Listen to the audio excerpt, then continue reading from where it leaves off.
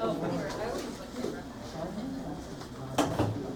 right, everybody, you ready? Yep, okay. Well, I hope you all had a nice lunch. It's 1:05. We are reconvening the California Freight Advisory Committee meeting of April 5, 2019. And our next speaker is Mr. Kyle Pratt. Hold on there, Kyle. Yeah. Can you all hear me? Pick up after this. Okay. Mr. Kyle Pratt supervises Advanced Freight Technologies and Planning Unit at the California Energy Commission's Fuels and Transportation Division. He leads a team that manages projects and research under the Alternative and Renewable Fuel and Vehicle Technology Program, which involves California's electric vehicle charging infrastructure and the California Vehicle Grid Integration Roadmap. Please welcome Mr. Kyle Pratt. Hello, good afternoon. I'm Kyle Pratt with the California Energy Commission's Fuels and Transportation Division. And I'm here today to present on a new law and set of tasks for the Energy Commission, partner state agencies, and other public and private stakeholders regarding transportation electrification. And I'll explain the tie-in to the California Freight Advisory Committee.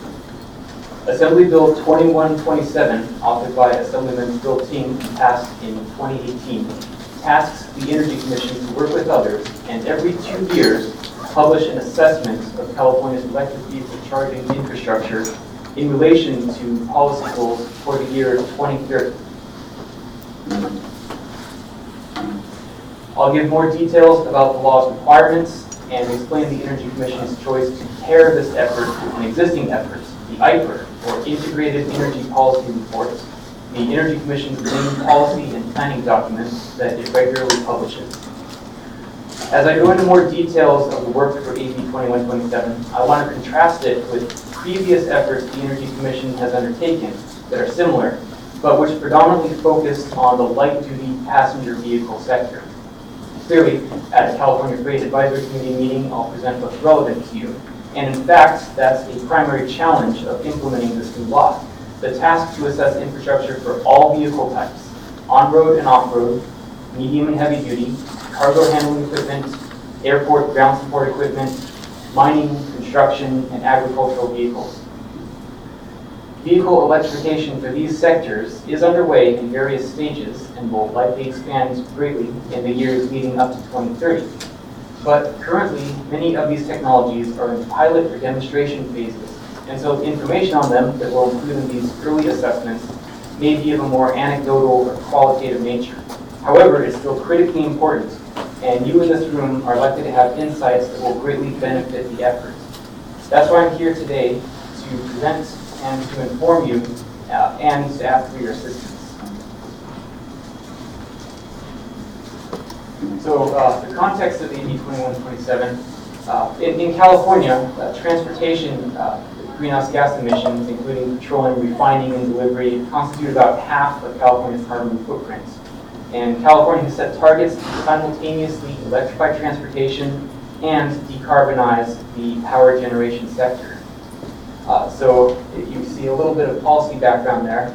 And in our new tasks under 2127, we're going to try our best to leverage lessons from current charging infrastructure programs, including from the Energy Commission, such as Cali VIP, and others, such as Electrify America, and very large CPUC-administered investor-owned utility programs under SB 350. 2127 is codified in this section you see of the Public Resources Code. Here's just a little more detail. I would say this is the one primer slide on 2127 you need to know. And much of this information is contained in handouts. I've prepared some very handsome one-sheet handouts in the back there. Feel free to take these if you're interested in learning more, possibly commenting, and maybe even willing to sit down and be interviewed about your perspectives on this, and that can feed into our early assessments. It will be very helpful. So 5 million zero-emission vehicles in California roadways by 2030 per an executive order by former Governor Brown from January 2018. Reducing greenhouse gases to 40% below 1990 levels by 2030 per SB 32. And then the whole waterfront of charging infrastructure. Sorry, that's not a important pun, but all vehicle sectors, anything that's electrified and moves in California, almost, and not just the charging equipment itself, but processes to install the make-ready electrical equipment, grid-connected infrastructure, and looking at other programs, and especially focusing on all of California and low-income communities. So I mentioned previous Energy Commission efforts to assess charging infrastructure and the rate of infrastructure build-out to meet the goals of California for ZEV vehicles. The previous efforts have focused on light-duty sectors out to 2025. That's from Governor Brown Executive Order from 2012 calling for 1.5 million zero-emission vehicles by 2025. This is expanding out to the 2030 timeframe and involves all sectors. So clearly it has to be a more sort of integrated assessment. So this slide lists some macro level factors. It's not exhaustive, but think about these changes. Micromobility, charging for electric bikes or scooters perhaps, more sustainable communities from a land use perspective, and then of course continuing vehicle electrification, automation, and sharing. And this might change business models and certainly driver and consumer behaviors. So logistically, here's what we have done and continue to do. The legislation calls for biannual assessments.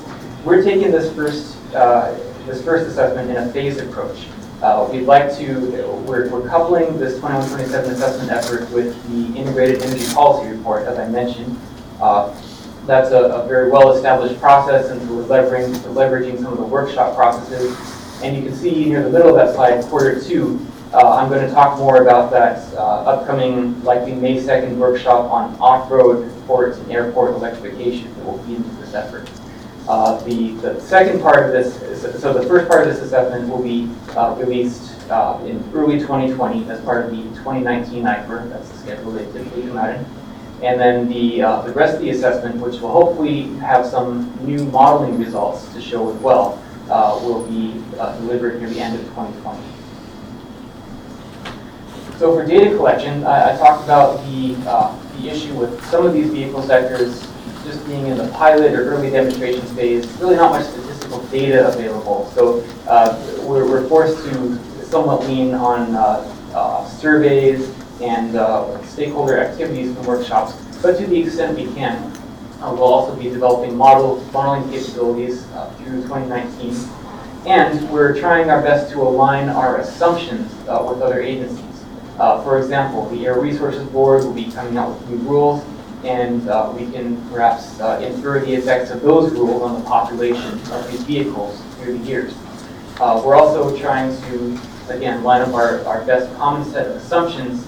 And so we're trying to carefully time the handoffs of information between the agencies so that this is seen and functions as a truly integrated effort. So I mentioned this sort of two-phase approach, a release in early 2020, and then the second report release near the end of 2020.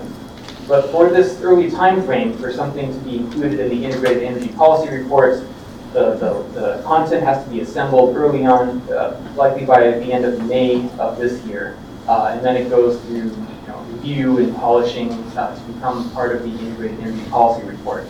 So if you have input to share that's useful in this short time frame through May, that would be very valuable. And if you have comments on what is best handled in a later stage of this or future assessments, that information would be of value to us as well. So again, kind of surveying the waterfront here of the charging infrastructure that we need to assess. We're looking at the chargers themselves, the electrical equipment, including hardware and software, others. So what other resources or terminology are we missing that we should include? One sort of interesting thing as we're trying to really exercise great hygiene with our vocabulary and kind of promulgate these best practices. Do you see the word station on this slide? It can be a source of confusion to have to use the term charging station. It's still relatively common, but Sometimes internationally or in certain circles, the term of art station refers to an address, a location. And so plugging into a charging station might not quite be what you think it is. And terminology is very important when you're talking about metrics and goals and quantitative milestones that people will be held to. So this is a little bit of a primer on that. And this slide deck is adapted from the first kickoff workshop for 21-27 efforts that occurred in March. Make-ready electrical equipment, so a lot of terms here, and crucially, information about the time frames and costs for make-ready electrical equipment is difficult to acquire and to generalize, certainly, because of the extreme site specificity of the design and the permitting authorities, the different utilities to work with, and the lack of databases of existing build-outs. So we expect some data to become available as certain programs mature, such as the CPUC's SB 350 programs administered through the investor-owned utilities. So as those mature, we expect more data to become available, but there's little right now. And then hardware and software functions. I'm not going to go into a lot of detail here, but think about these. This slide shows both the physical and transactional functions. So the connector design and interoperability, and also the metering methods and the billing methods. So a lot of this has to do with the personal vehicle driver experience, but certainly enterprises, ports, warehouses can utilize some of this too, where they're building energy management systems to optimize their utility bill. So there are really a lot of solutions out there, and very few rules of thumb, if any. And of course, going out to 2030 and considering the broad scope of this task, we need to look at different infrastructure pathways. It's not always going to be a grid-connected pedestal that charges your vehicle. Some off-grid solutions are possible. The next slide will blow up this image that you see there so you can actually comprehend what is there. But perhaps certain off-grid solutions or microgrid integrated solutions might come into play also. And they're very difficult to count sometimes as part of a number of chargers, as I'll explain later. So again, usage behavior, grid systems, parking configurations either, and the value of the resilience of grid infrastructure or off-grid infrastructure. So we're talking about distributed energy resources or microgrids, and the various ways that vehicle electrification comes into play in those spaces. So here's the blow-up of the image. You can see roughly going right to left, an off-grid photovoltaic energy storage installation. This is something that you can offload from a pickup truck onto a parking spot. Well, maybe something larger than a pickup truck. There could be a mobile charger, this robot that trundles around and can charge different cars in a parking lot, so no need to repark. If you work in an office job and have to repark your car, that can be a little bit disruptive. Possibly automated garages might be more popular as space stations.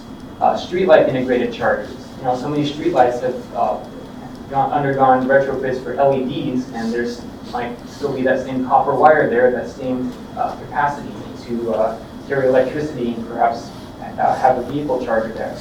And maybe even peer-to-peer power transfer, so it's a line of charging pedestals, but if vehicle to grid or vehicle to building or vehicle to vehicle sharing occurs, meaning you're able to discharge your battery and receive compensation for that, you might be able to share your charge with your office mates and receive some performed payments.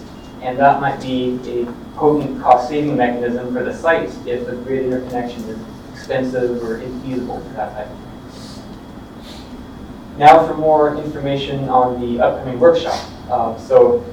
Again, it's very likely, but still officially tentative for May 2nd. We're aiming for the afternoon. In fact, there will be another workshop on the market status of zero-emission vehicles that's tentatively being planned for that same date. You'll see some of the same content and overview definition, but we expect the Energy Assessments Division within the California Energy Commission, which is responsible for putting together electricity demand forecasts, including those for transportation. We expect to see some information from consultants they brought on, as well as updates from the California Air Resources Board, particularly aimed toward off-road vehicles as the theme of the workshop, as well as Air District's mitigation priorities for 2018, and a number of ongoing port zero-emission vehicle demonstrations funded by Air Resources Board, Energy Commission, and others. So we'd be very pleased if you would like to engage with this. You can submit written comments through a docket, or you can contact any of the folks I'll list later. And again, we have these handsome one-page sheets back there. Feel free to take them. You can contact me or colleagues on there. And the slide also shows you where to go to sign up for email updates on this. So any of those key terms there for the list servers, you should be receiving notifications about this upcoming workshop. Just for the record, links to submit comments and a main page with sort of the primer info on AB 2127, as well as many other topics contained within the 2019 paper. And several of these same slides are there that were presented at the previous March 11th workshop. And of course, the docket log, you can see all the workshop materials, including presentations, previous comments, as well as a good map of previous dockets and certain outside reports that we'd like to refer to and have in the formal docket as we compile this assessment. So with that, hope this was informative and you're motivated to engage with this effort, and I'll open it up for questions now. Thank you for your attention.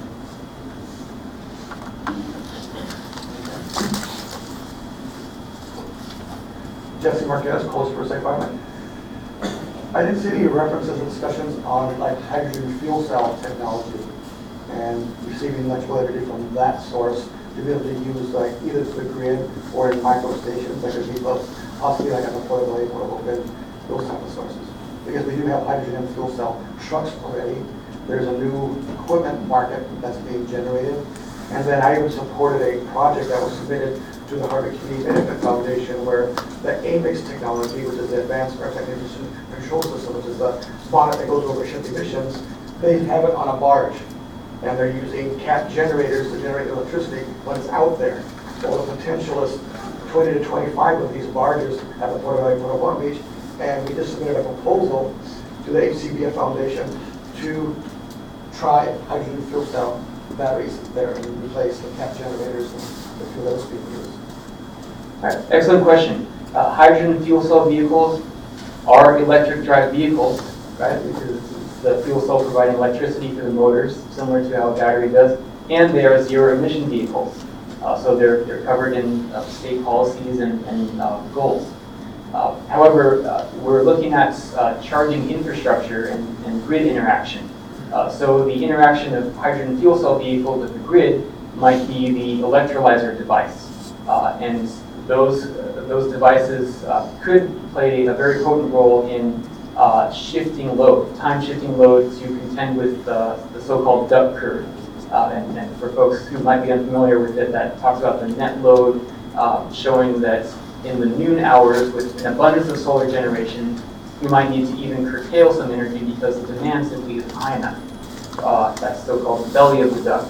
And then in the evening hours, as the sun sets, the net load ramps up dramatically because power demand is increasing slightly and generation is going way down, so you have to turn on more, usually gas turbine generators.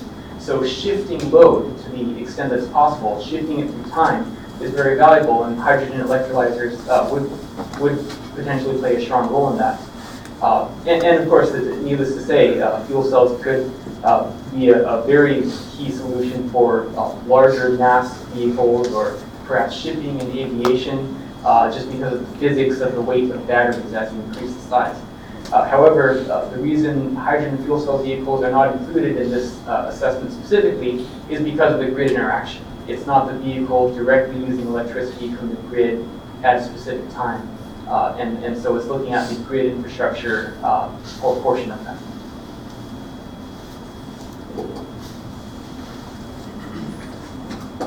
Go ahead.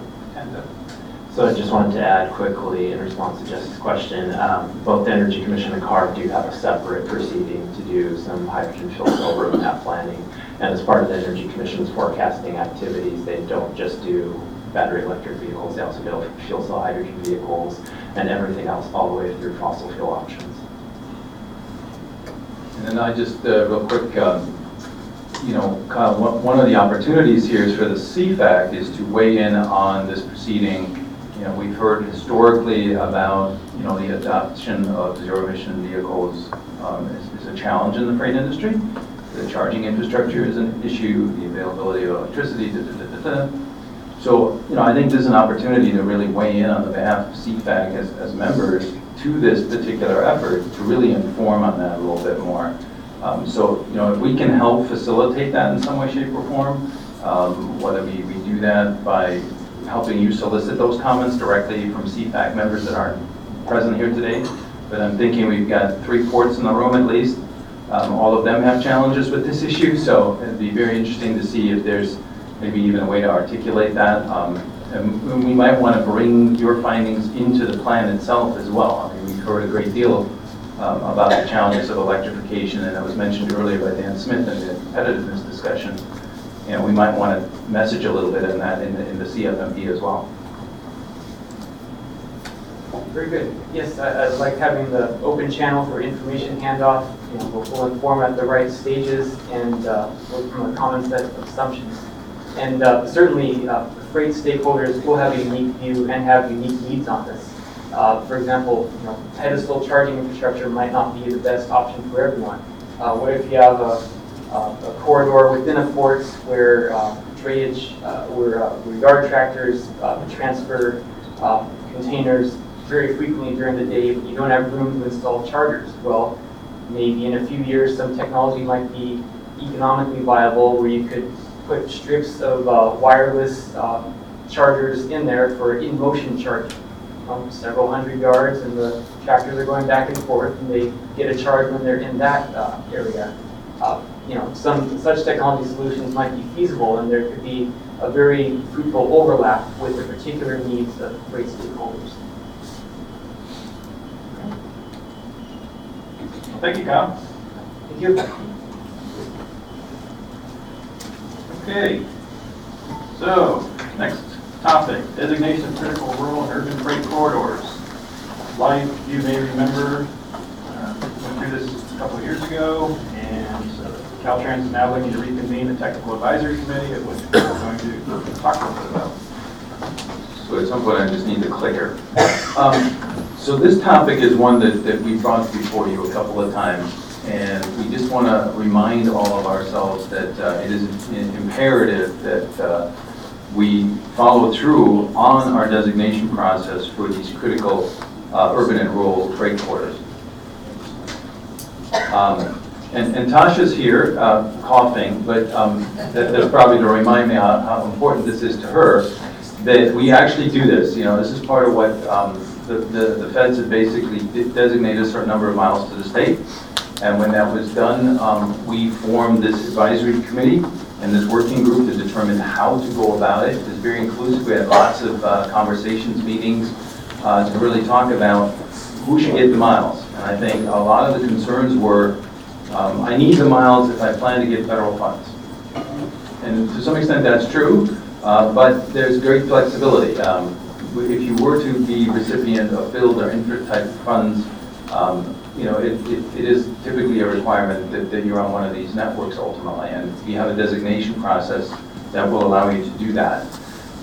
We did not actually designate all the miles, and so we have a number of miles here identified, both as urban and rural, 311 in the urbanized areas, and then there are about 623 in the rural areas, and you've got those population characteristics here identified.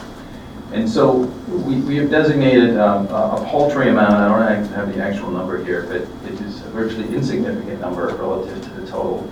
And the challenge here is to continue the process to do that. Now, on the rural side, the burden falls onto the state, but on the urban side, it really falls onto the urbanized areas, the MPOs, the RTPAs, to work together to figure this out. And so, you know, the criteria for designation are up here, and it's relatively straightforward as far as the means by which to. There is a form you fill out, you submit, and we get FHWA to certify that. And I'm going through this just to sort of remind everyone. I don't want to dwell too much on the details here. The same holds true for the rural freight corridors, and the department has essentially applied these characteristics and is ready to make a recommendation as to the exact corridors and the mileage that we would want to designate there. Here are the actual numbers. As I'm reminded, we did actually put this in here. We have only 20 miles designated to 300, and we've got a whopping 22 of the 600. And so, you know, there's a need to actually do this. And I think the importance of this is that this is planning level work, but it also informs the federal government about the use of these miles and what the system actually looks like in California. So we want to honor that under the FAST Act. And as reauthorization goes forward and the planning staff, you know, at federal DOT look at these things, we want to be able to say, yes, we've designated all the miles. And when we talk about expanding the definition of what a multimodal freight system looks like, we can at least speak to the fact that we've designated all the critical highway miles that we've been granted. So the process is kind of a rolling one. It's been a challenge to not sort of cast the die early on and make sure everything is designated up front, but it's really it is a necessary step, let me put it that way, for us to take in order to demonstrate that we've taken this step to the federal government. And like I said, it may affect federal reauthorization of projects. The other part is for SB1 funding, if you are recipient of TSIP funds, and specifically the federal dollars, you also need to make sure that your project is federally designated, so that you actually get on the network.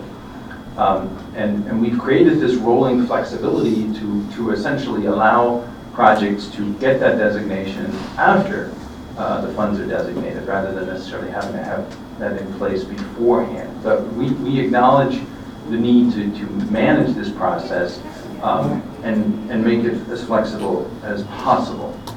So what we'd like to do is kind of reestablish this subcommittee that we used to have formal working group, but really create sort of a subcommittee here of perhaps the CFAC to continue this discussion and to make sure that we actually get to the end.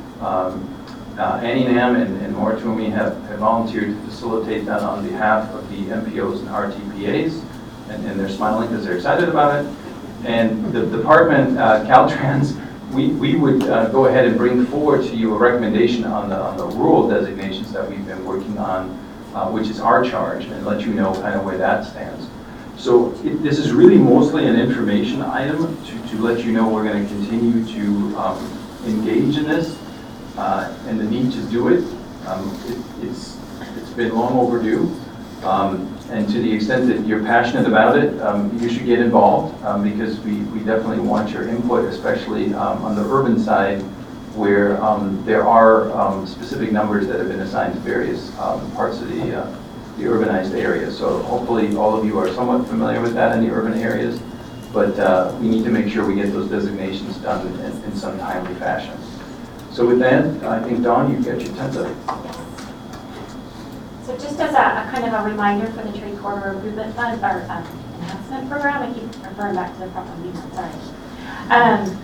The guidelines currently state that this designation must be done prior to allocation. So as you come in for your allocations, if you don't have that designation done, make sure you get it done. It doesn't have to be done at programming, but it does need to be done prior to Caltrans coming forward to the recommending allocation of the funds. Jesse? Jesse Marquez, co-super segment. I'm not sure if this falls within this category, but there are two big concerns that are coming up.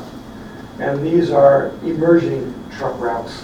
In Wilmington, for example, there are now over 100 container storage yards, which means Port of LA trucks, Port of Long Beach trucks, follow their normal truck routes, but now they have to get off the freeways and transportation corridors to go down Anaheim Street, Pacific Coast Highway, which is in the residential community, to get to these 100 container storage yards. We started off at 31, and the count after that was 58. The last count was 105, and I think we're over 115 now. So here we have trucks, thousands every day now, that are, yes, these streets are designated truck routes, but we're talking about a truck route 50 years ago when they're delivering groceries to a big supermarket or to a retail store, something of that nature, not container drayage trucks now. So that's a concern that we have that we don't see being picked up somewhere along the line. And then, for example, from the Port of LA, there's Figueroa Street that follows the Harbor Freeway. Trucks are not going on the Harbor Freeway to get to Carson. They're following Figueroa in order to go to Carson to the distribution warehouse centers over there. And the reason I'm bringing it up now is because now we're seeing a truck route forming. So it'd be nice to do a little data thing now, and then a few years down the line do another double check to see what that growth is. Because right now there's about 35 to 40,000 trucks going in and out today. It's projected by 2025 to be 100,000 truck trips a day. So we need to be able to look in the future planning. Well, wait a minute, are we going to allow this to continue on Figueroa? Or what should we do as a policy to say, no, you can't use that, get back on the freeway?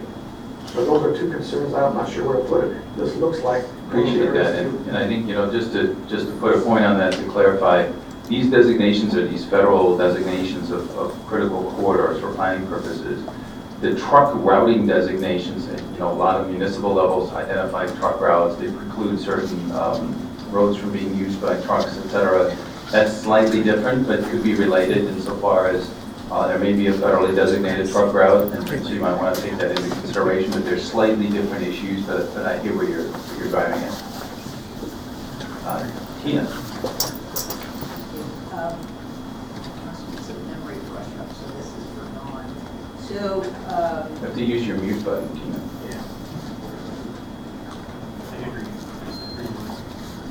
To press the red button, get the green light. I can't. There. Thank you. Need more than memory, I guess.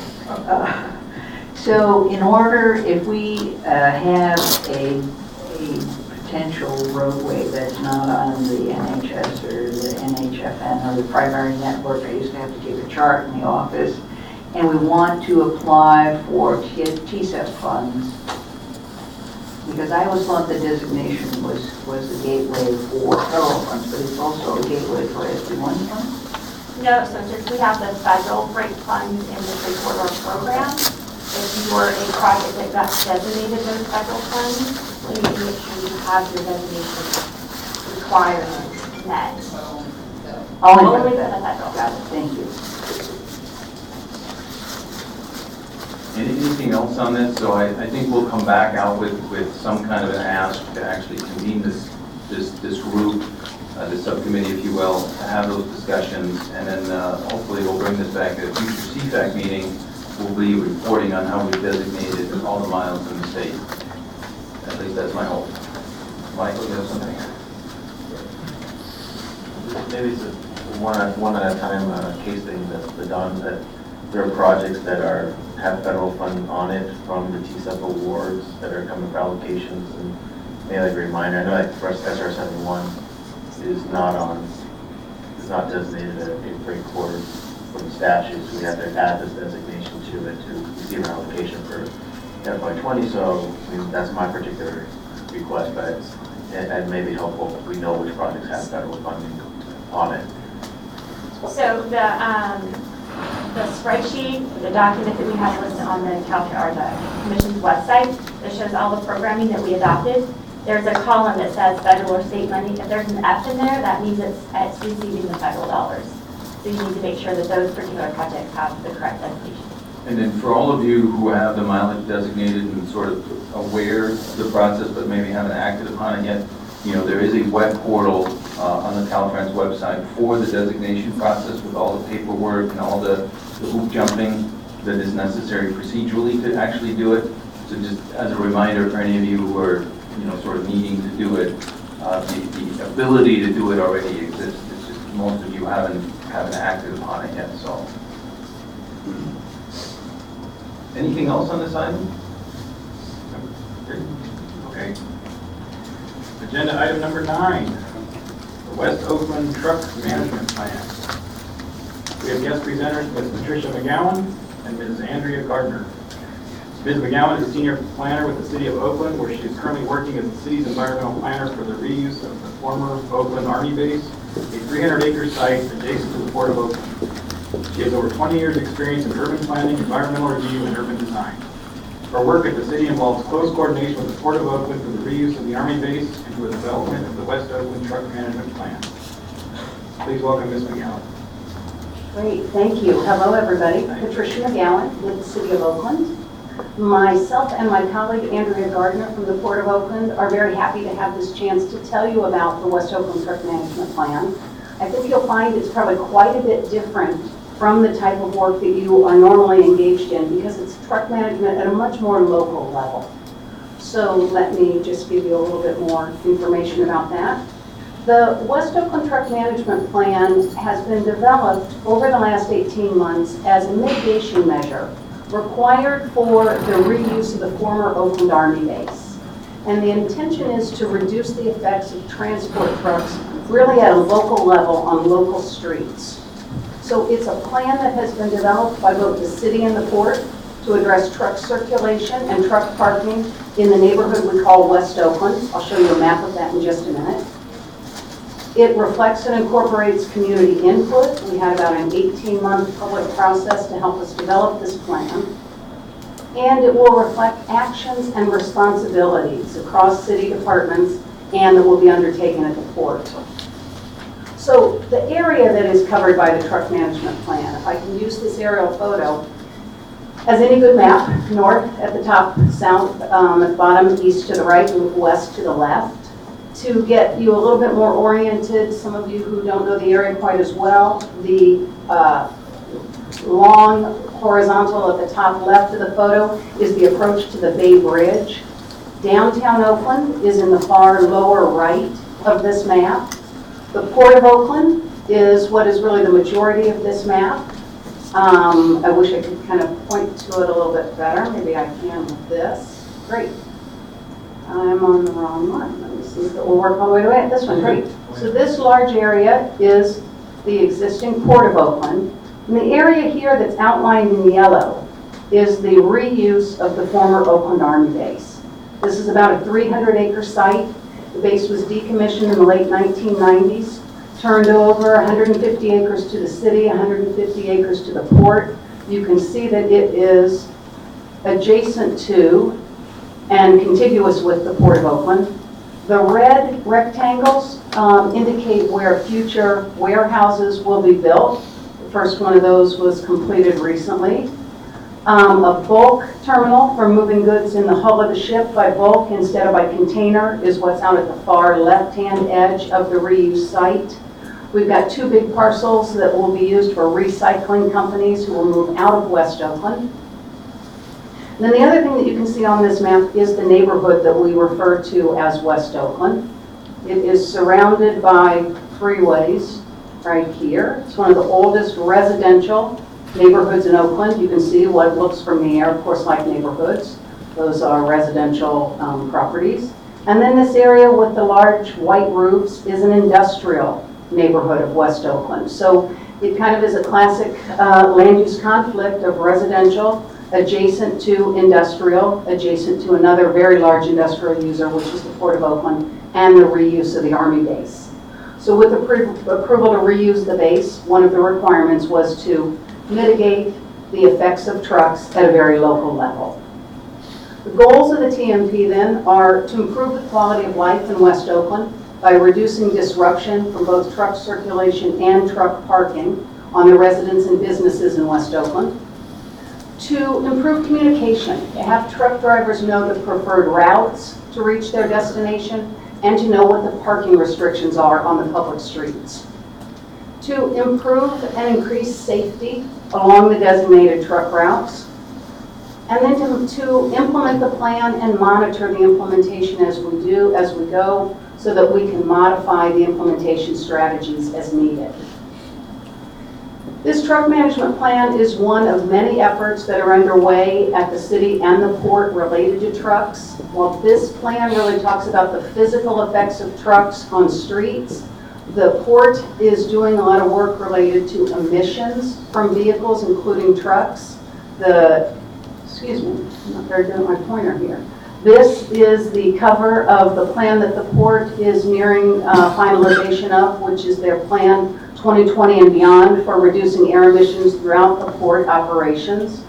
The city's Oakland Department of Transportation has a lot to do with trucking as far as designating truck routes and setting the requirements for where parking is allowed. West Oakland was one of the first neighborhoods that was designated under Assembly Bill 617 to develop a community air action plan to look at how to reduce emissions at a very local level. The port has an efficiency task force that meets regularly to talk about how to make the port more efficient, and then new technology improvements that are always underway. So this truck management plan is one of several efforts that are intended to all work together. How did we develop this plan? We had a significant amount of stakeholder engagement. We held 5 large public workshops from October 2017 to November 2018.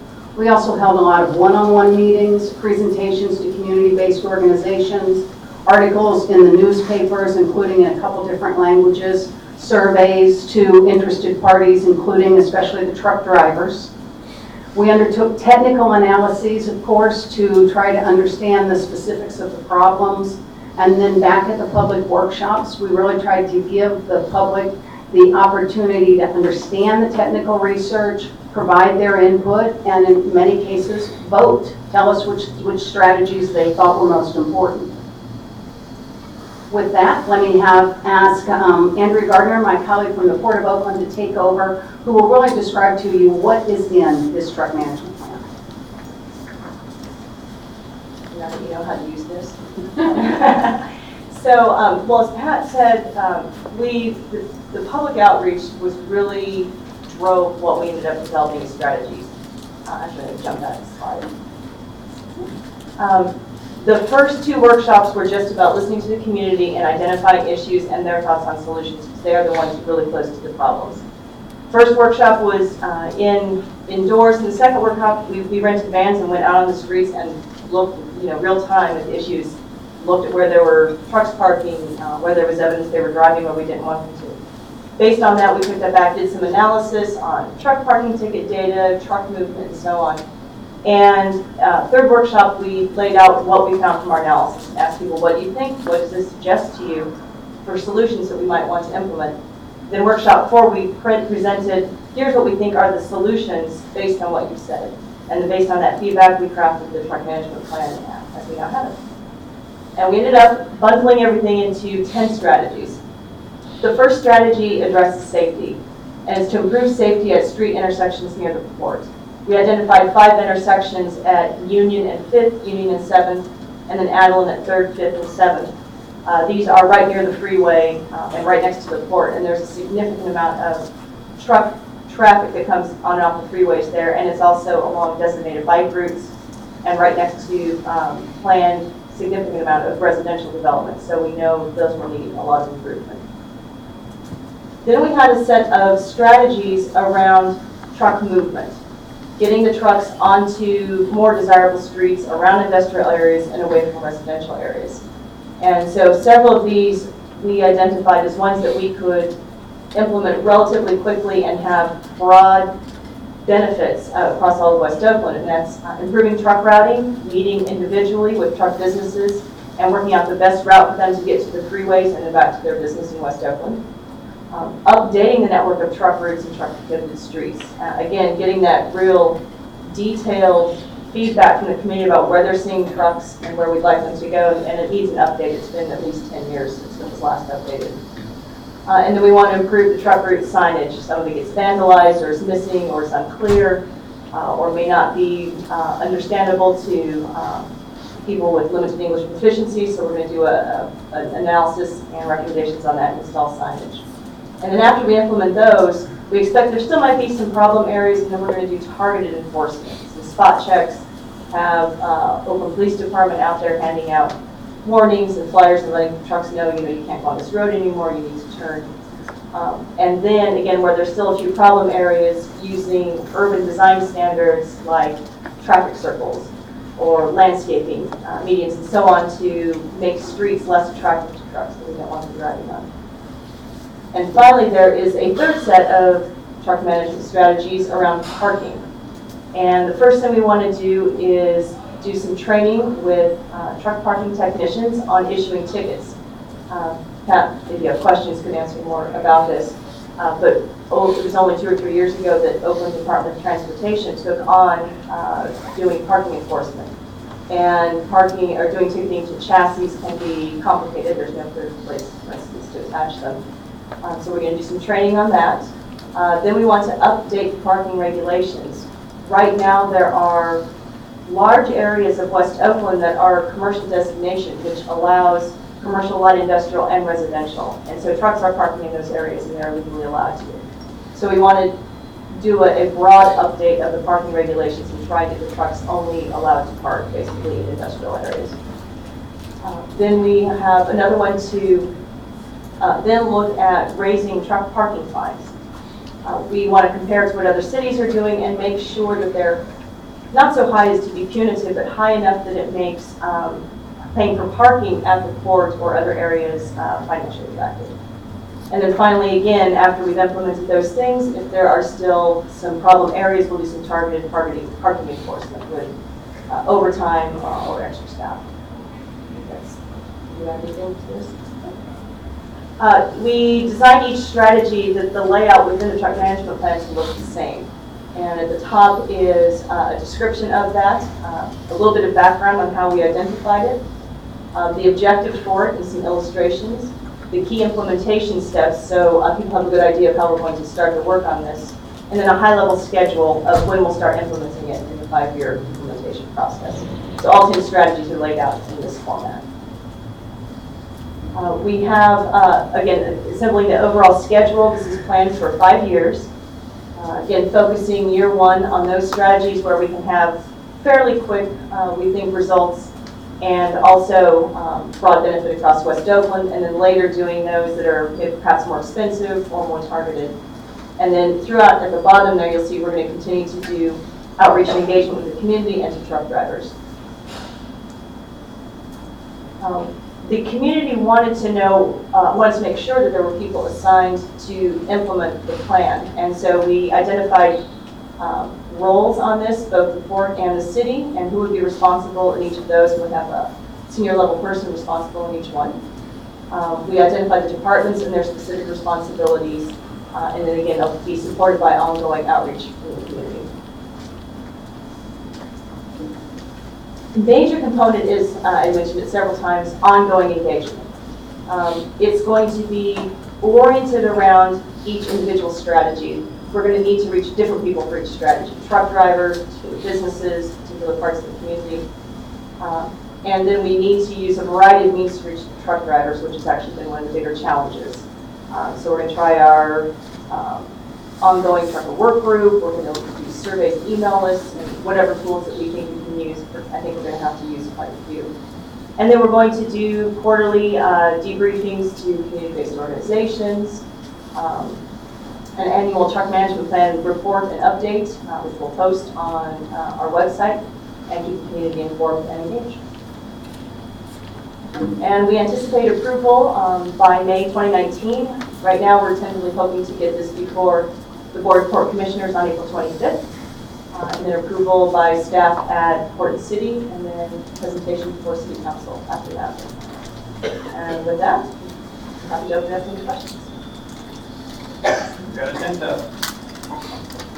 So I don't know who this question goes to, but the truck management plan gets really into the weeds down to individual intersections, streets, what have you. So I'm wondering whether it's this or the Seaport Air Quality Plan and those specific needs or some of the early 617 needs that have been identified. Have any of the 1,200 plus projects kind of tackled some of the challenges that have been identified in this document and others? So I guess you're asking me, not our presenters. Is that fair? So I think you bring up a very good point. So these are sort of these last mile type challenges, very, very nitty-gritty specifics. And, you might want to build a roundabout to channel traffic in a certain direction. Wouldn't it be great to be able to fund that, even though it looks like a very micro issue? It's super important to those communities. So I think to your question, I'm sorry, you weren't here earlier, but we had a discussion about these 617 communities and how do we address some of those needs. I think that's something we could be thinking about and identifying those kinds of investments in the CFMP itself and articulating those through some of these project ideas. So yeah, I think these kinds of planning efforts should be included, and that I think was to the earlier point, we shouldn't just rely on what's in the RTP today. Let's also include some other things that may otherwise not show up at all. So yeah, good point. And Patricia may want to add to this. There has been a lot of coordination between the Park Management Plan effort, the Seaport 2020 Air Quality and Beyond Plan effort, and the AB 617 effort. And so we are trying to make sure our strategies and solutions are aligned and supporting each other. And I know that and Patricia can say more about this, but the AB 617 is incorporating and adopting some of those and looking for ways to expand them. Yeah, the 10 strategies that are in this plan have been folded into the AB 617 plan.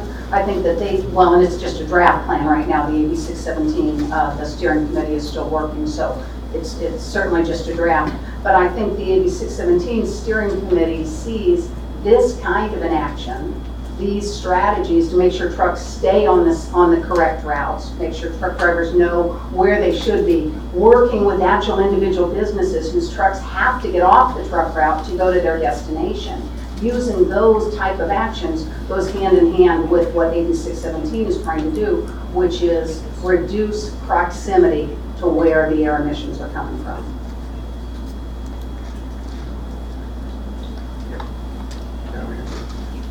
Matt Davis, Port of Oakland. I'm biased, but thank you to my colleagues and also the City of Oakland for the great work that they've been doing on this. I think to your question on Andre, to the extent that these analyses have sort of been in the last 2 years, I don't think there's really any direct relationship between what was in the previous RTPs and what has been in the 1,458 projects that we haven't seen. 1,258, sorry. Sorry, I'm adding 200. So I think that does underscore why, some of the things and the strategies and the solutions that we are examining may entirely be a locally imposed, funding requirement, or they may actually merit state consideration or regional consideration. And I don't think they would normally fit into the regular model of how an RTP is developed on a fiscally constrained basis. So we would definitely encourage a little bit more transparency.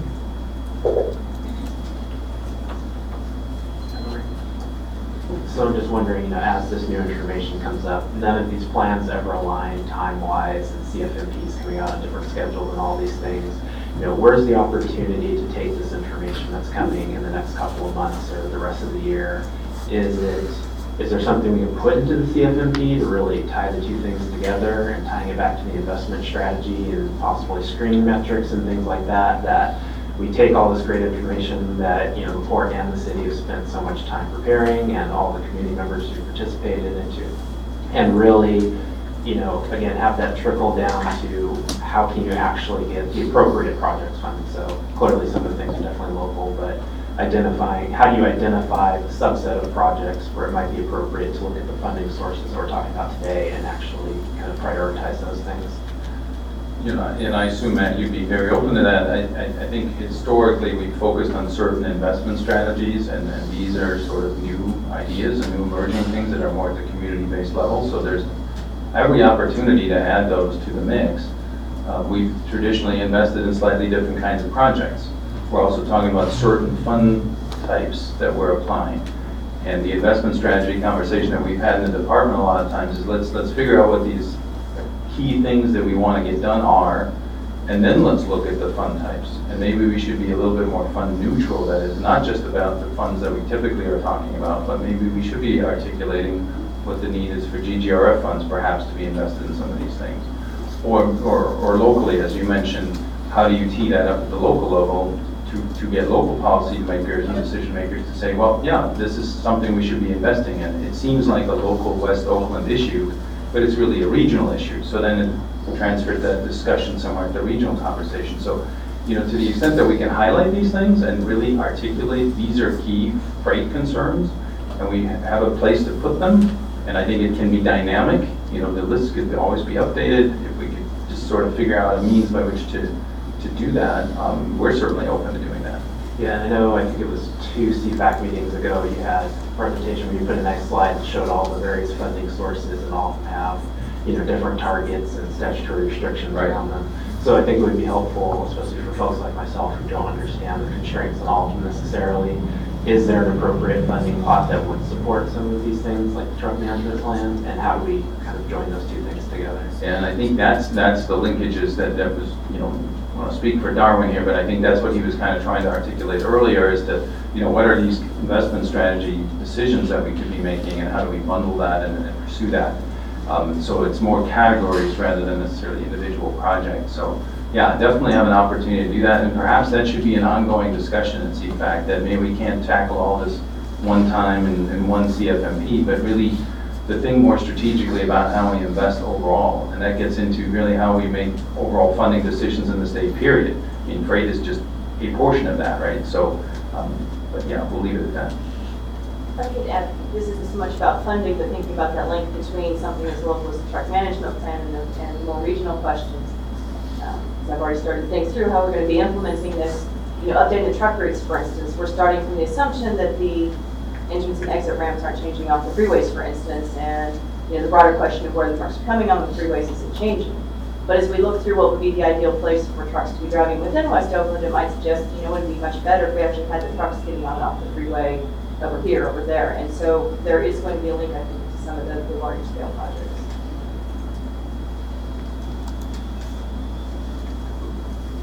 Thank you.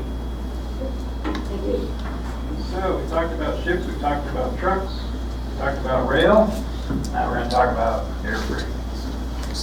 Next agenda item looks into air freight with presenter Mr. John Bergener. Is that correct?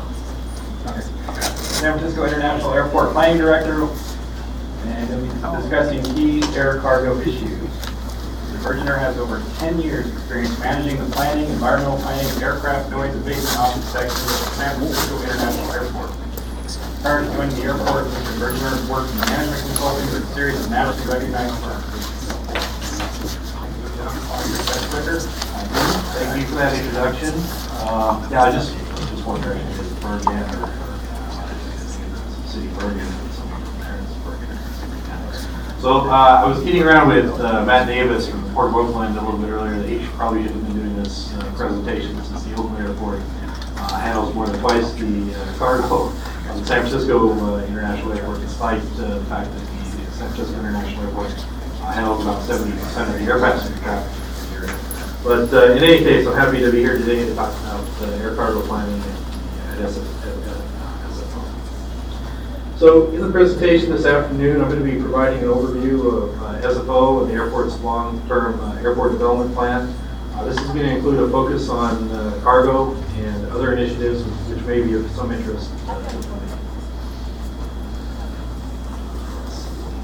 Okay, so as noted, SFO is the busiest passenger airport in the San Francisco Bay Area and second busiest in the state after LAX. With regard to cargo volumes, 517,000 metric tons of cargo and mail moved through SFO in 2018, including 336,000 tons of international cargo. And again, from the data that I was able to gather and just confirmed earlier by Fatima's presentation, this ranks SFO as the fourth in California for air cargo, behind Los Angeles, Oakland, and Ontario airports. And then, as part of the long-range plan, SFO projects that passenger traffic could grow to over 71 million annual passengers based on the existing runway layout. So SFO recently completed a long-range planning study to guide the future development at the airport through the maximum available runway capacity. And this new long-range airport development plan, or ADP, updates the prior long-term master plan, which was actually completed way back in 1989. A number of ongoing projects at SFO, however, are still being completed as part of that last master plan, and the minor interim updates that have kind of been completed prior to this new ADP. This slide shows the airport layout for general kind of orientation purposes. The terminal areas down there on the bottom. The main arrival runways are kind of the horizontal runways, there two-way left, two-way right. The main departure runways are the ones that kind of go up and down on the page, one left and one right. With the exception of some long-haul and late cargo departures, which actually also depart on those two ways, kind of from the right to the left of the page. And then left of the terminal area is what's called the West Field area.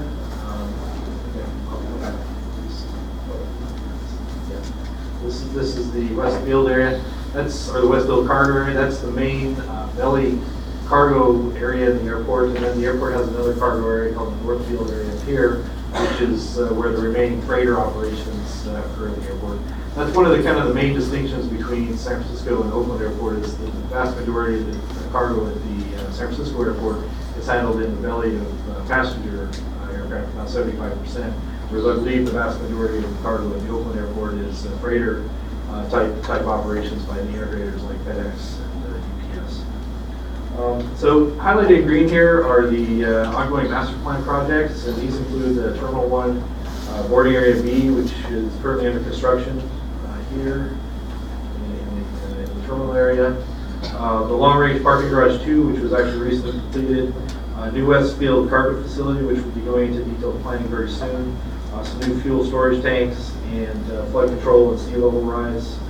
And I did want to mention, the land area on the airport is quite constrained. It's only about 2,200 usable acres between the Highway 101 to the left and the bay, which is kind of the white space up at the top there. So some of those ongoing projects, I just wanted to highlight some of those. Rendering the new on-airport hotel. This is a Grand Hyatt. It's currently under construction with a projected opening, I think it's July this year. It's going to have 351 rooms, including an air train connection directly to the passenger terminal, parking in the rail car center. The, SFO is redeveloping Terminal 1, the Harvey Milk Terminal, one of the airport's oldest terminals to meet the needs of the modern travel experience.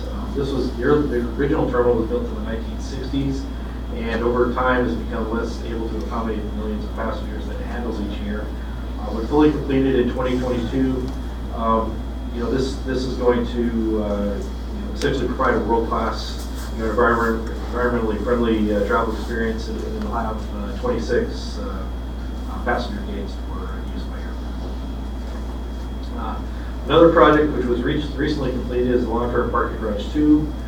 This garage includes an automated parking guidance system to maximize parking use and provides multiple floors of electrical vehicle charging capable spaces in recognition that that's kind of the way. And then the planned Westfield cargo. Another ongoing project is the continued renewal of aging cargo facilities in the airport's Westfield area. This includes a replacement for United Airlines LA cargo facility with the new multi-level 282,000 square foot cargo building across from the United Terminal area, and that's kind of shown in this area here. This is going to be kind of an unusual project because it's one of the first multi-level air cargo buildings that's really being necessitated by just the general squeeze and available space on the airport. And that cargo building is being redeveloped to make room for a new boarding area that's part of our longer range plan.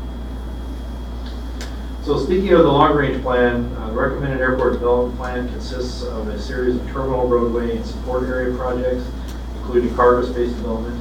The ADP does not include runway expansion, but instead matches the capacity of other facilities at the airport with the existing runway capacity. And this ADP will form the basis of the environmental review or STEPA and EIR. It's going to be announced shortly. So the goals of the ADP are to continue to modernize SFO, provide enhanced passenger experience, and as noted, match the terminal ground access support facility capacity to runway capacity. And I will also mention that the ADP will not change the runway configuration or flight paths, expand the airport footprint, or increase runway capacity. So here's a slide showing some of the recommended ADP projects. These include redevelopment of the International Terminal Building to centralize security and modernize the check-in area, addition of a new boarding area H for international operations, development of a new rental car center and redevelopment of the existing rental car center and more parking, and further expansion of belly cargo in the West Field area and redevelopment of freighter cargo in the North Field area. So again, this slide just shows what a redeveloped international terminal building check-in lobby might look like, with a central security checkpoint and expanded duty-free shopping. The proposed boarding area H would include 6 new wide-body aircraft gates for serving international traffic. And the central parking garage would be redeveloped to provide more curbside pickup and drop-off areas and to relieve curbside congestion and provide future amenities such as electrical vehicle charging. You know, we're seeing in the industry that's kind of the way a lot of things are going with the Uber and Lyft, really increasing the more pickup and drop-off areas and actually less parking. And then, of course, the most interest of this group is the proposed development of additional belly cargo capacity in the Westfield area.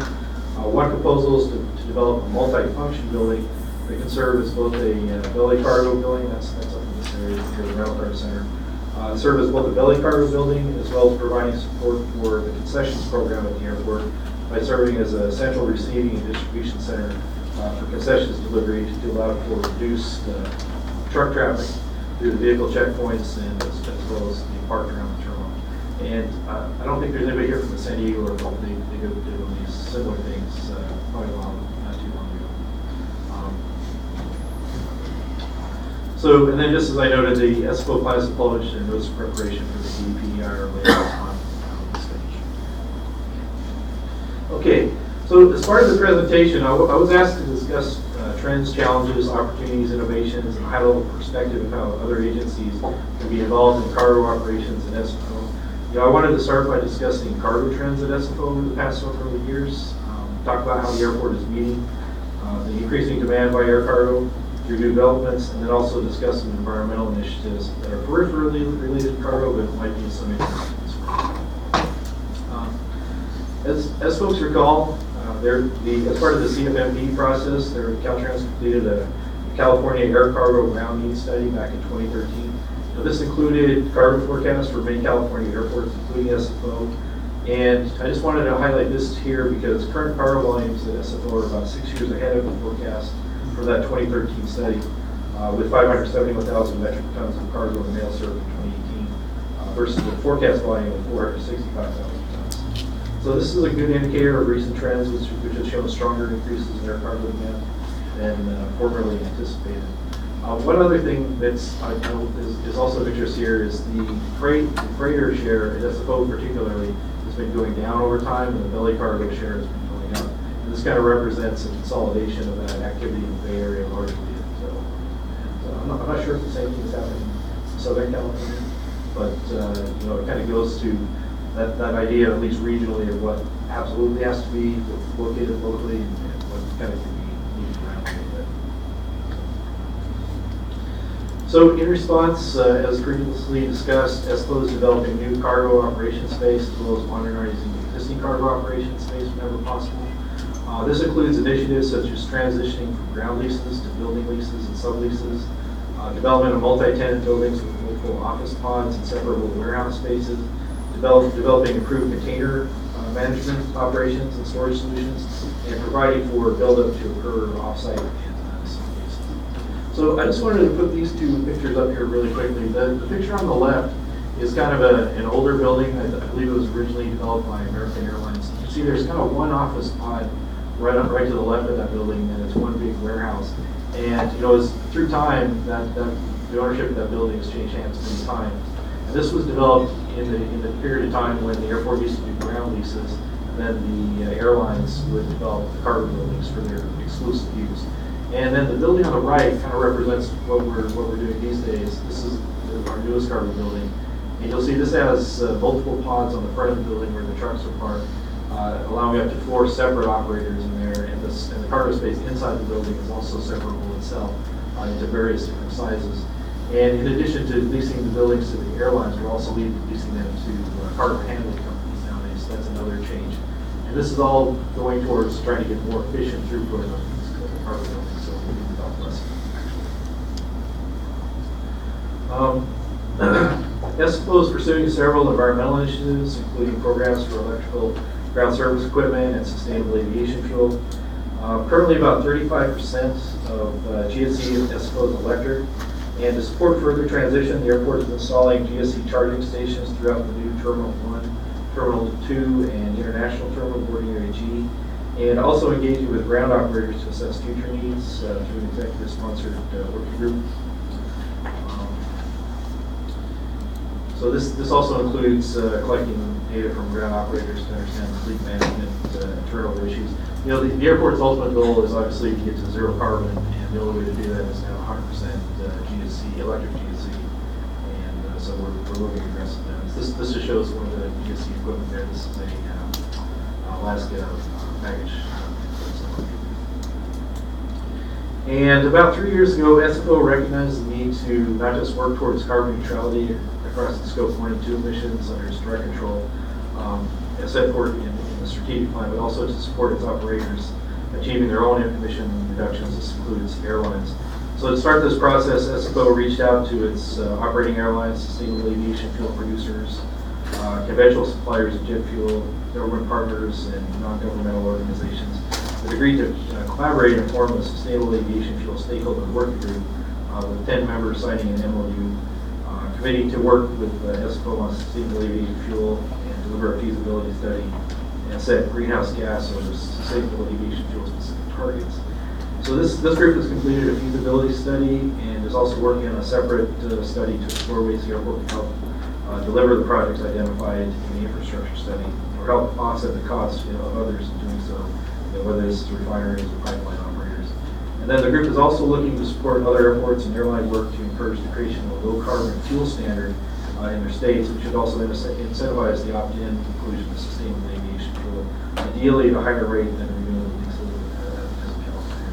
This has completely shifted the sustainable aviation fuel market in California and has allowed to have SFO to have regular volumes flowing into the facility via a current partnership with Shell and a couple of the airlines, ANA, Japan Airlines, and this shows us delivery of sustainable aviation fuel by a truck for a demonstration flight.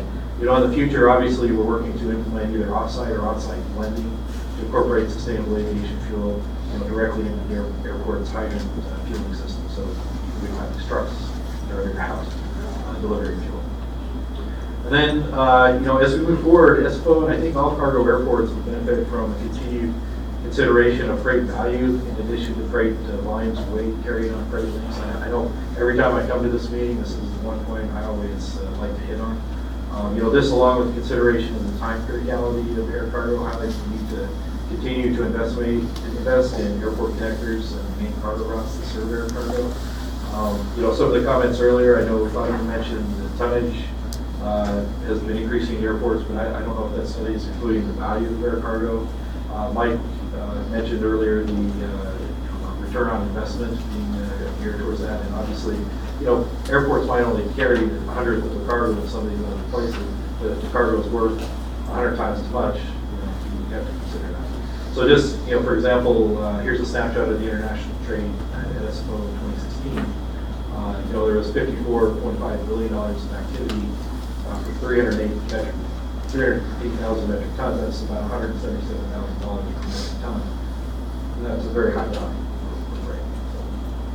So that's my presentation. I'll have to answer any questions.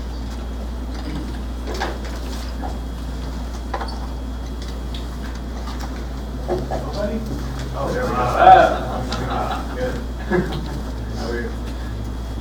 Yeah.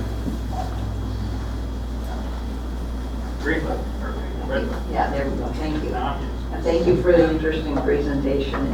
It is a good point that we should be considering the importance of air cargo and landside connectivity. On your sustainable fuel pilot, is it just a couple of the airlines that are participating with SFO? Because I would think there would be the same issue, ports experience with ships. There's challenges with international carriers there. Yeah, right now we have 5 airlines that are members of the MOU, and these include the largest airlines that are operating at the airport, handling more than 80% of the traffic. So a very high share of the operators are supporting this initiative.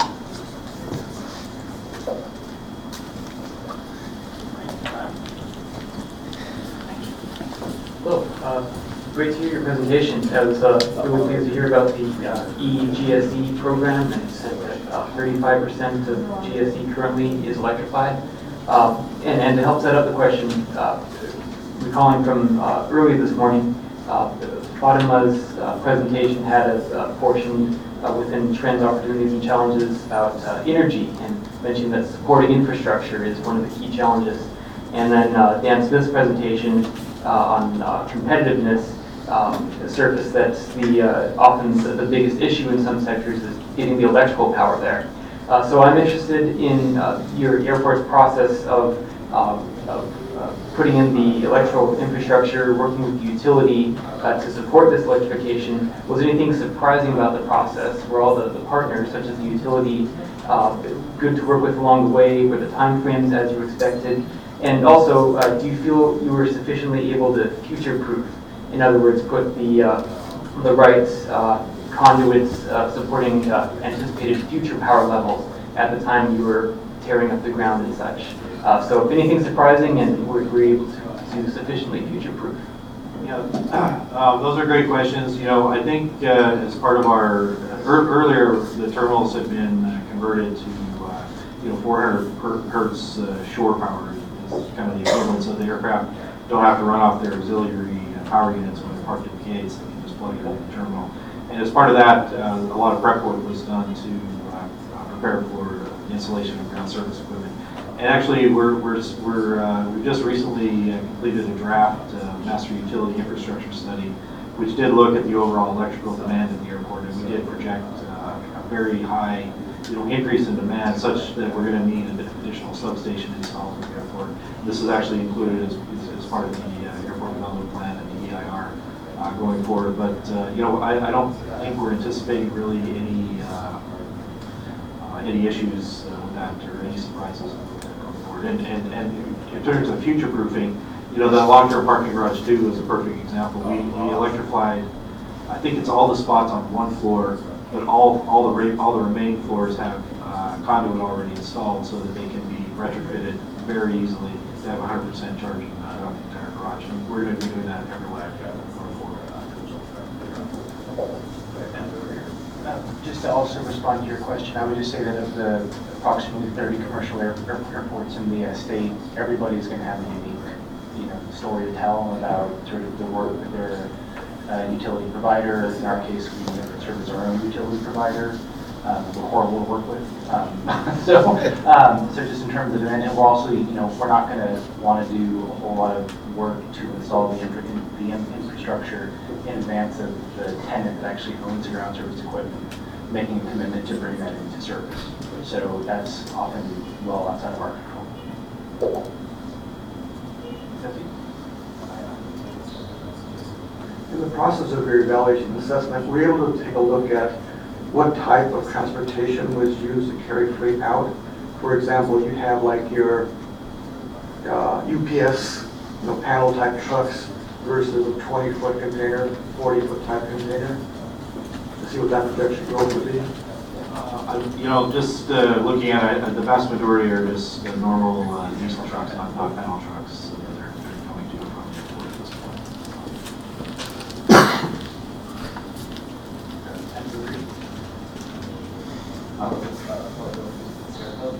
Very curious on the updates. I had a question about the EGSE. Is there a target date by which you are hoping to have our transport fleet?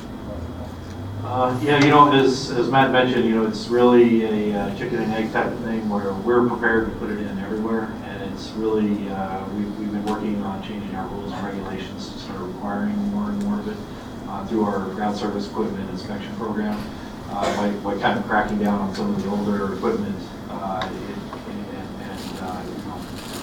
It kind of encourages these airlines to bring some newer equipment or to buy some of the electric equipment.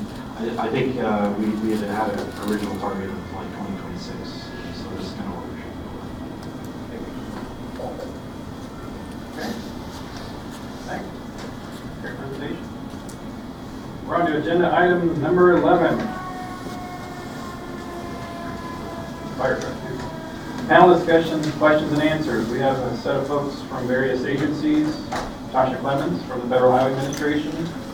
We have Don Chesler and Garth Hopkins from the California Transportation Commission. Darwin, you're still here. You may need to step out. I may, but I'm here.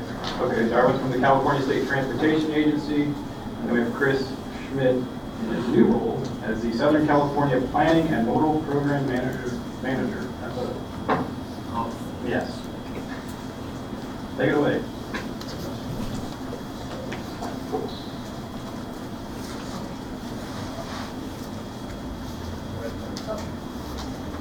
Good afternoon, everyone. No. All right. This is why I'm going to be short.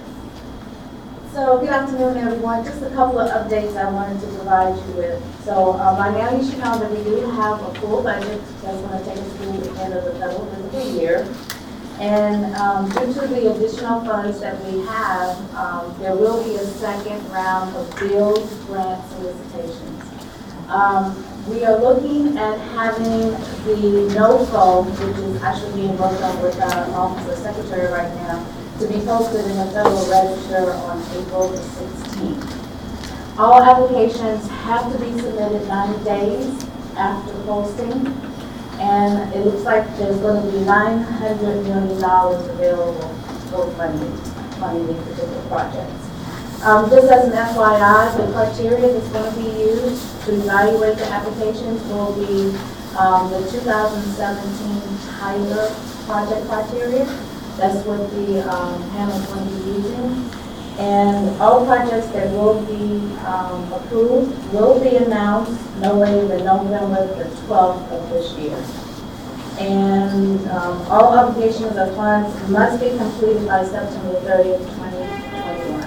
So if you are interested in putting in an application, I would say go to the Office of Secretary's website. There should be a lot of information on the website. But also know that on the 16th is going to be actual Federal Register notice is going to be made. Also, our headquarters office is working on updating the National Highway Freight Network. And as part of that update, it will include the mileage of the critical urban and critical rural corridors. Right now, what we are doing is we are working with our state partners to make sure that there is consistency as far as the mileage that our headquarters office has reported versus what our state partners have reported. And once we have everything that's consistent, our headquarters will be developing a web tool that will be nationwide. Everybody will be able to see the entire network, all the miles that have been designated around the country. So I'm glad to see that the committee is going to be working on possibly trying to designate some more of these corridors. Because as Chris showed earlier, we only have a small amount of miles.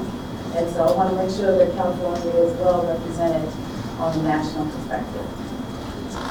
One more thing that I wanted to bring to your attention, and that is, as you know, our headquarters office, we work hand in hand with NHI to develop training. As you know, in the FAST Act, we are very, very motivated and have continued to put emphasis on transportation performance management. And so we do have a new training that's available. It's titled Transportation Performance Management for Congestion, Including Freight. If you are interested in taking this course, you should look for course number 138010. Again, that's course 138010. This is, it has two different components to this course. The first part is a web-based training, and the second one is a web conference. I would suggest that if you are interested in taking this course, that you have your cup of coffee on one hand and your snacks on the other, because the web-based training is 6 hours long. 6 hours long. And you cannot advance to the web conferencing portion of that training without completing the web-based training portion. So good luck if you decide to take it. But what I will say is that this course is really on high demand. There's no available slots for the rest of the month of April. And I believe they're going to release some slots for May, probably within the next week or two. So if you are interested, I would suggest that you go to NHI, look up this course, and if they have anything available in May, go ahead and register for it. But it is, the first part is 6 hours, and good luck if you decide that you want to take it. So, other than that, that's all of my updates that I have.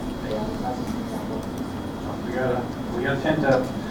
Just a quick question, any news on or I know it's not next February, but it's USDOT, the next CRISI round? Right now, all I can report on is deal. Pardon me, no Just bill. deal. And I did try to find out, because I know Tina had asked the last time about the multimodal network. Still nothing. It's out of our hands. All the modes have provided some information to OST, and they still have not moved and haven't said anything further right now. So stay tuned on that. Tasha, what is the due date for the time? You said it would be released April 16th? Yes, all of the notice, the NOFO will be posted in the Federal Register on April the 16th, and all applications are due within 90 days of that posting. Thank you. About our friends at the CTC. So this is Dawn with the CTC. I just kind of a couple of comments. We did have our kickoff workshops for the 3 competitive programs that we're starting, which is the trade corridors, the congested corridors, and the local partnership. We had those kickoffs on March 12th and March 21st. And each one of those workshops was the same discussion items, the same agendas. We just repeated it. I think 2 of those agenda items that are more closely aligned with this meeting here is we talked about the need for data and benefit metrics. And so we had that discussion about the freight program at a more of a high level, and hoping that we get individuals and stakeholders to start thinking about what those potential metrics could be, and we'll further discuss them in more details at the actual program workshops. The second item that was of discussion that is might be of interest here is the number of years, the programming cycle, so the number of years that the Commission would program in the freight program. What we heard is from the feedback that we received was stakeholders like the fact that the congested corridors and the trade corridors programs are aligned, meaning that we would adopt those at the same time. So congested corridors is legislative statutory requirement that's updated every 2 years. So that means the trade corridor program would be updated every 2 years. So we heard that, but I think it's still open for discussion. There's no statute as to how many years or when the trade corridors have to be updated. So we could do a 2-year program, a 4-year program, but the ability to align the competitive programs is what we heard mostly. So thinking about next steps or next workshops for the trade corridor program, I'm looking at possibly late May or early June with our May commission meeting mid-month, and then our June commission meeting towards the end of June, perhaps in between those 2 commission meetings, fitting in a workshop for the trade corridors. And I would, right now I'm thinking that discussion topics for that would be actually the benefit metrics, and then possibly having a discussion about the regional targets, because currently right now the program is using the old TCIF percentages, and so I think a conversation about, is that the right way? Should we somehow incorporate this project list that we're trying to do for the freight mobility plan, or are there other better ways to determine what a percentage or a breakout of money between the regional areas? Just keep in mind that the statute for the trade corridors just very specifically says 40% of the money goes to Caltrans, and then 60% goes to regions. That 60% is not broken down within legislation. So I think that's a topic that I would be interested in hearing feedback on. And with that, I'd be happy to take any questions or comments. Just a question. Who may be requesting changes in sort of the approximate targets in the first round of TSEP, if at all? So the guidelines right now state that we used the TCIF percentages to come up with those targets, and then adjusting it a little bit because we added the Central Coast region. But then it also goes on to say in the guidelines that the commission would like to be able to use the freight plan to help us determine where is that freight need. And so part of at that time, part of that freight plan was there was a project list. So if there's a project list, I would assume that that project list is based on where the freight need is, which would help them determine the percentages. Yeah, within that 60%, 80%, within that 60% Southern California most likely. But we have to also, so the other thing that the guidelines do say is geographic balance. Yeah. So Which the is commission contrary still has to- to balance some geographic stuff here without, overpopulating. I was actually curious if anyone specifically, regions or anyone has made some specific No. recommendations yet. No, no one has made any recommendations to me. Okay. But I feel like if I hear of any ideas, I think that's a good ideas about come back and share in a workshop so that we get everybody's perspective on it.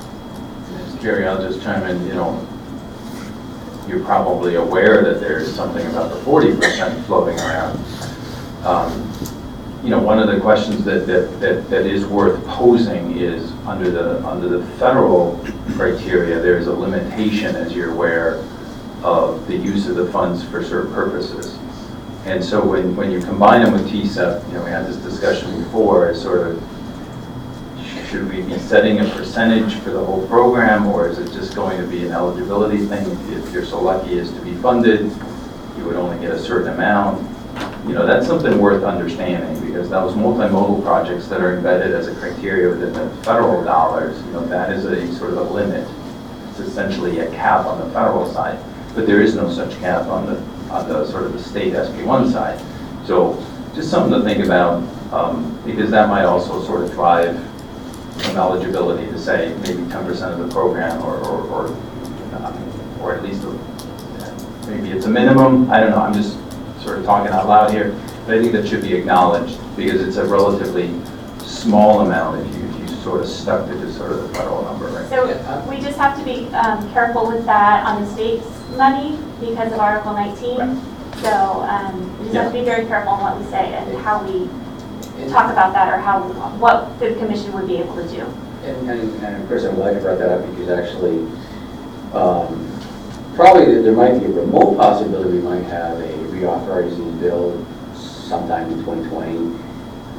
If there is, maybe within the guidelines, even though projects are due, I think now estimated in March sometime in 2020, applications, I mean?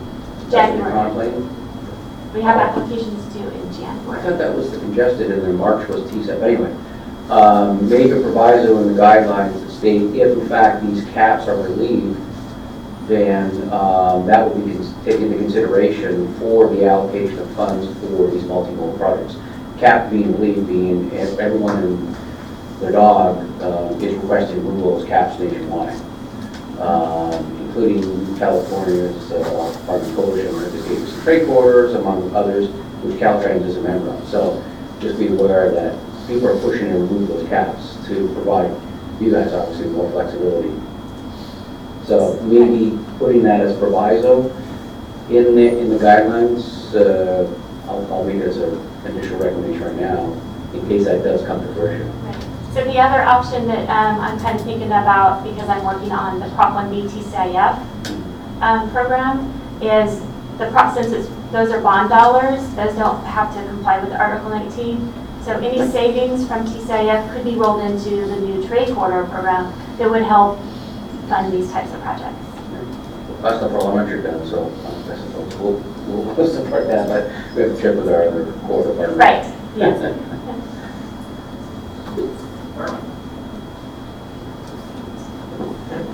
Darwin Musabi from the State Transportation Agency. You all have made my update really easy because we've heard from Caltrans and the Commission about all the planning work and funding available through the state.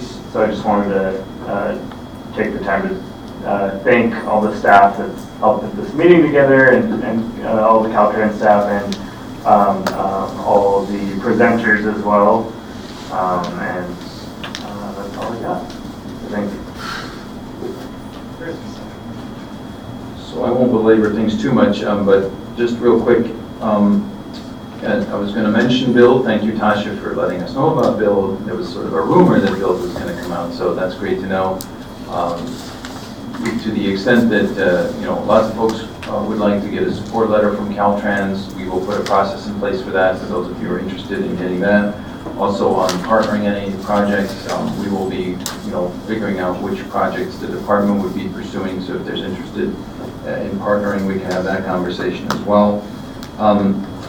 The same holds true for TCEP. The Commission placed a great deal of emphasis on partnering in the previous guidelines. So to the extent that the guidelines are being updated and that reflects that same sentiment, we certainly, as part of the same conversation we've been having about the freight priorities, we do want to make sure that we're conscious and sensitive to what others are wanting to do and that we partner on projects.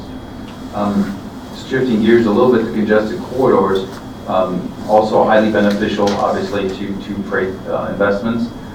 We have put out the corridor planning guidelines, sort of unofficially. Districts are all aware of it.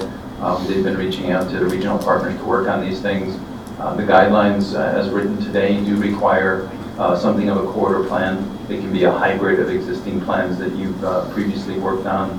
But we want to make sure everyone is aware of the need to actually have a corridor plan when you're applying for TCEP funding, for congested corridor funding. So, if it's something that the department is involved in, we definitely want to encourage that participation by our district staff in your efforts as well. And we will be doing more of that as certainly in my new role, but around the state as well.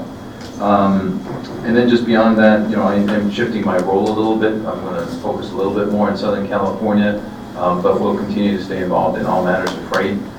So I, appreciated having the opportunity to participate on this august body. You'll see me occasionally, perhaps not sitting in this chair, but presenting some items or whatever. So thanks for your support. Good. I can tell colors, it just isn't the large red coming on there. Okay. Thanks, Chris. A good segue, and I think probably for everybody around the table, we would like to thank you for shepherding the group because you were a very good leader for us. And I apologize if I missed it coming in a little late on my flight. Do we know who's going to lead the CFAC after the plan development now? So I'm continuing. Yatman, where are you back there? There you got a man with a hand up in the air. So Yatman is actually the office chief for freight planning in Sacramento. He used to work for me in my previous function as the division chief. So he's the lead to make sure that that plan gets delivered. I'm going to continue to work with him to make sure that we actually accomplish that as a department while we recruit a new division chief who would ultimately inherit the overall freight planning responsibility for the department. Ryan has been so good as to fulfill that function temporarily while the recruitment is underway. And then hopefully once the freight plan is actually adopted, we will be shifting into some implementation steps as well. And then I see that happening throughout the districts. And so I will continue to be involved in that as well. And then keep in mind that the actual chairing of this body is actually the responsibility of Coco as the deputy director for planning and model programs. So that will continue as well.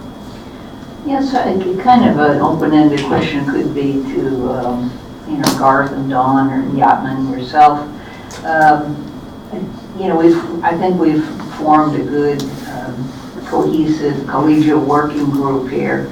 And, we sense that you need more in the way of prioritizing the projects. The MPO's pushed back on that. And we're all trying to kind of look into the crystal ball and say, what are the audiences we're trying to serve with the plan, and how can we best achieve that? It's usually every plan I've ever written, you think it's genius and it's just too much and people don't really read it all and they don't absorb it all. How could we best work with yourself and CTC staff to know what would be some of the things we should be highlighting in the plan that would be truly meaningful for the policymakers that actually have to read the plan and make decisions on it? Well, I'll just say real briefly, last week was kind of surreal. I was transitioning to my new role and had a nice going away shtick. And then I had to go across the street and meet with Assemblymember Frazier. And was in his office, and he wanted an update on the CFMP, which I previously briefed at the commission meeting here not too long ago. And he was very attentive and was very interested in hearing what the plan is trying to accomplish. And he made it very clear that what he relies upon are plans like this to inform him and his fellow legislators as to what policy directions they should take. In other words, what bill should I write? And that was sort of eye-opening to me in terms of just the reliance of himself and his staff on these kinds of reports. I think he went then further to also articulate the fact that, when he developed and worked very hard with his counterparts in the Senate to develop SB1, he really wants to be able to articulate when the $300 million are being invested, what are we getting for that? What is the outcome of that? Because ultimately, that's going to help him write another bill that really says, I didn't need just 300 million, I needed $1 billion. And he literally used the word $1 billion in our meeting to really say, if I had clear understanding of what the freight needs are in the state, then I can go to my fellow members and articulate that need, and we can write the kind of legislation that actually gets the investments necessary to do what we're trying to accomplish. So to me, the plan should inform a policymaker like that very explicitly. These are the needs, these are the priorities, this is what we're trying to accomplish, and this is the money we need, so that they can write that kind of legislation. So having said that, the industry is also changing all the time, and I think there needs to be good policy language in there that talk about all the emerging issues, so that we're not just talking business as usual, typical old school investment strategies, that while those are very important, and I don't want to dismiss those at all, we really need to also acknowledge the future of freight and where it's going. And I think there's a lot to be said for that, as you heard today in the presentations we've had, so that we start to identify these emerging issues and position ourselves appropriately. So I think that if you guys can all help us with that, and I know you all bring your own unique perspectives relative to the stake you hold in this whole field, that's what I'm hoping for, because it should be something that we can sell and take to the average person. We all sleep and drink and eat this all the time, and we get it. But the average person doesn't, and most policymakers, when they sit at a regional board like this one here at the dais, they don't necessarily understand all that. So how do we use this document to inform them? And we want to make it as formative and as digestible, as readable, if you will, as it can be. So you need to help us with that, because we do not want a plan that just sits on the shelf. It needs to look good, it needs to be readable, it needs to be digestible. And hopefully it's something that all of you can champion ultimately, because you can stand behind it and it espouses what you're all trying to do. If it doesn't do that, I think we've missed the mark to some extent. I just want to reiterate, what Tina was touching on and Chris, you elaborated too, at least from a CTC perspective, definitely. Hopefully the CFMP, if it gets the first draft, it's going to be coming up here in a few months. Yep. But hopefully it is a policy, it's a statewide policy document that will reiterate the importance of freight. And so I don't know if the CFAC members will have an opportunity to take a look at kind of a little bit more detail. We've been talking a lot about a very, very high level, but it would be nice to kind of get into the heart and the matter of things sometime in the very, very, very near future. Yeah, let me give you a couple of highlights here. We plan to kind of get some initial buy-off from our executive management on a draft document in very early June. And then in late June, July timeframe, we really want another CFAC meeting, sort of scheduled, likely in Southern California. We may even have a date now. No, we don't, but we sort of know where we're going to be, probably in District 7 in Los Angeles. And when we have that meeting, you would have a draft well in advance of that meeting to have reviewed and opined on. And then ultimately, we do need to subject this to a robust public review and input process, which is difficult. I mean, how do you really engage the public on something like this? So we are talking with our team on how to do that effectively through various modalities, but we want to provide approximately about a month for folks to really give us their comments.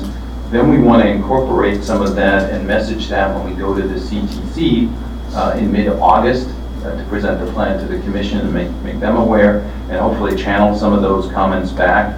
And then we want to bring revisions and updates back to you in September to really sort of acknowledge everything that we've heard. That would be your input from the earlier draft, the public input, as well as input from the commission to craft something that ultimately our executive management and CalSTA can buy off in sort of an October type time frame so that we can have a plan that's done in November and submit to FHWA as well. So that's kind of the main timeline. So at least 2 more really good opportunities for you all to weigh in, but you obviously need an actual draft. And so we want to give you enough time. So I see sort of the 3-4 month opportunity there in which to shape that final document. Scary. Yeah, just to respond to that schedule, and just to reiterate, I think it's important that the meetings of the trade force meet with Caltrans as soon as possible to discuss the projects as we talked earlier and get that on the calendar. So I don't know who will be responsible from the Caltrans side. Yeah, they're sitting at that table back there. They're as far away as they can be. No. The staff are hearing all this, so it was our bad not to have done the robust engagement, and it was definitely a miss down south. I think we did a slightly better job with some of you than others. So yeah, we do have to have that conversation. But again, I think based on the dialogue we've had here, it's not going to be the only conversation. I think it will help to articulate some of this. And if we need to keep working on it, I think we can work on it after the adoption of the CFMP, because we can always talk about an investment strategy, and I think that's something that we can do as part of what the CFAC is responsible for to ultimately implement this plan anyway. If that means we change some of the projects and priorities over time, so be it, and we can talk about which dollars we're chasing and how we try to articulate these needs further, and if ultimately that leads to legislation or something else, who knows. So I think that can be an ongoing process. CFAC is not going away, so I think there's going to be a continued role. Thank you, Chris. All right, item number 12, we're on to public comments. So if anybody out there, members of the public, would like to speak, we need you to come to the podium, please, and speak clearly into the microphone. Cameron, can you make sure the microphone's on? Thank you, Scott. Hello, everyone. My name is John McMillan. I work for the United States Environmental Protection Agency. I briefed this group about a year ago on a project we're working on with an organization called CalSTART.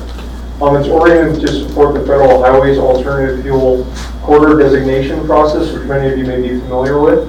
We're currently getting ready to go out with a fleet and fuel infrastructure provider survey for medium and heavy duty alternative fuel infrastructure development across the West Coast. So we're looking for input from Washington, Oregon, and the state of California on project development opportunities involving compressed natural gas, liquefied natural gas, propane, hydrogen, and EV charging infrastructure, both for on-highway and on-road applications. So particularly for those of you who represent MPOs or actual facilities like ports or intermodal facilities, we're really looking for input from you as to what your aspirations are regarding any one of these technologies, and that we're trying to aggregate demand for these technologies on a systems-wide basis on the western seaboard, so we can indicate nationally that there's an appetite for these technologies, not only just here in California, but also for other freight facilities on the West Coast. So we're working very closely with our partners in the states of Washington and Oregon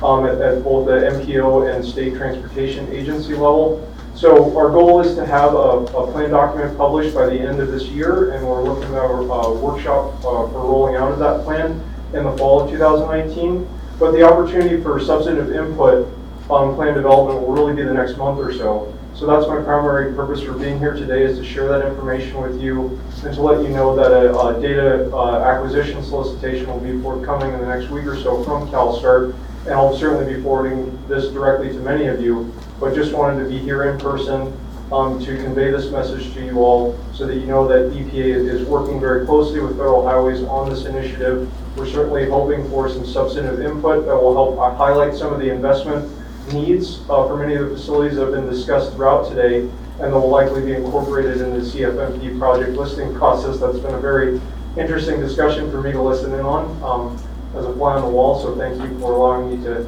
hear your discourse on that matter. So for the time being, just keep your heads and ears to the ground, because we will be hoping to highlight some of the needs, particularly at our major marine gateways, as well as some of our major intermodal freight facilities and highway corridors for over-the-road trucking as well. So if you have any questions, I'll be around for a few more moments, and I'm happy to share contact information. But we at EPA really want this process to work for our partners in the freight industry, and to try to get some additional resources to help you deploy capital projects a little faster than you might be able to do on your own. So thanks for the time and attention. Thank you. Anyone else? All right, well, as you can all imagine, as Darwin mentioned, there's a lot of work that goes into this meeting, a lot of preparation, presentation, all of that. So I really want to thank the Alameda County CTC, the Caltrans team, and all of our presenters. Let's give them a round of applause for it. And then we got to get into a few housekeeping items. So we do have some follow-up action items. Eva, are you out there? We call Eva to the podium. This is Eva Slover from the Caltrans team at headquarters. She's been taking notes and has a few action items to go over next meeting. Good afternoon, everybody. Thank you all for being here. Your presence is highly valued and your feedback greatly appreciated. There were some items that key takeaways that our Office of Freight is going to work directly with you on. Going back from the beginning, we have AB 617, which will be considered as an agenda item, the next CFAC meeting in July. We are to define a target for measuring economic competitiveness. And let's see, Office of Freight is to follow up with GoBiz on Sustainable Action Plan, item 6B. CFAC to append the project list closer to the adoption date. We're thinking the end of the calendar year. And Caltrans will establish a CRFC-CUFC subcommittee to discuss how we should designate those miles. And then we're going to put the process in place for the letters of support for the build program. Did I catch everything? Everything? Great. Oh, we have one question. Yep. Just quickly, I think there was an existing subcommittee in place for CEF. That's right, the TWG, Technical Working Group. And then also on the targets for competitiveness, I don't know if that was determined, that action be placed in this draft and see if Well, I think what we wanted to do is make sure that the action items, maybe we can take one step back. I think part of what Frank was referencing earlier was that we have been charged with developing a status update on the CFMP that was actually due quite a while ago. And we've been working on that to essentially get some buy-off and inform all of you on what we've been up to related to sustainable freight. And Frank messaged on several of those efforts. He mentioned the workforce, the competitive meetings that have been going on. So I think part of what you're hearing is our need to circle back with all of you and actually let you know what the status on some of that is. It has been our intent to fold some of that process or progress, I should say, into the CFMP to acknowledge some of those things, but we haven't really shared with you what some of that has been. So I think the staff's maybe just slightly ahead of where the committee is. So we do need to circle back with you and let you know that yet. Okay. So So we will post notes, presentations, and the webcast recording to the CFAC website. Again, thanks for being here. Have a wonderful weekend. See you next time.